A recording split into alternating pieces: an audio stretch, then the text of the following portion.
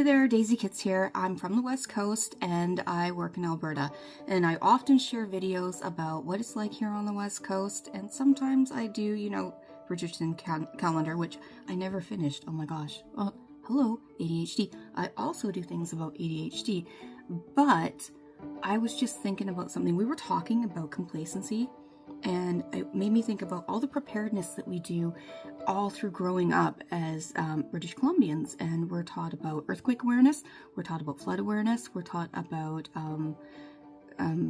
tsunamis and how to prepare for them, and how would you deal or adapt to the situation wherever you are, because the reality is you may not be in your school, your place of business, or your home when something like that hits. And of course that's translatable to other kinds of situations that might be an emergency. So I started thinking about all the things I need to have prepared for an emergency, and I started thinking, this is really big. Of course I'm always preparing, but it's really big, and maybe we need to pare it down to like one task at a time to make sure everything gets done. So that being said, I started thinking about what are the biggest challenges when I don't know how to do something. And the biggest one is like I have to go look up the information and see if I can find some instructions on that. So then I thought maybe my first action is to go out, see what I need for changing the oil in my car, for changing a fan belt, things like that, and also printing off hard instructions for my exact year and model of car, so that I have a guide on that. And so then I thought about, what about the house? Is there anything in the house that might break down on me, and I might need to do things to it, and I might not have access to cell service, whatever. In an emergency, could I take care of those things, the furnace, the hot water heater, and such things, turn off the gas that leads to the house? Do I have the tools for that? And so those things need to be printed off. And it reminded me back when I bought my first house, that I was just so new at it and so worried I would do everything wrong and didn't have great cell service.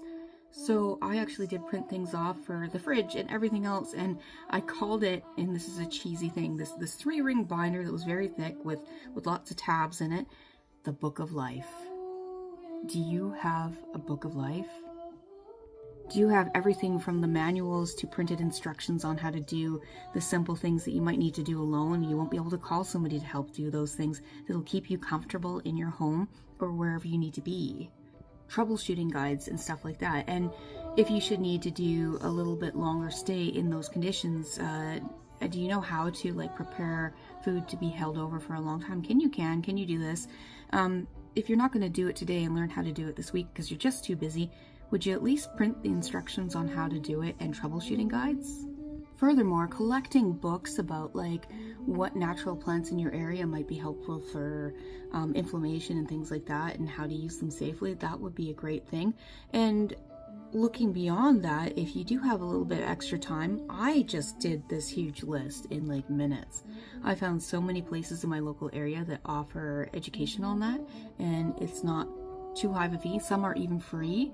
You can go through meetup.com, you can go through like Facebook. There's groups everywhere in every state and every province that people are just getting together and sharing this information and teaching each other, some of it for free. It's so good.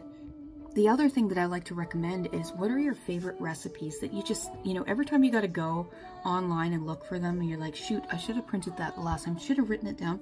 Write them down.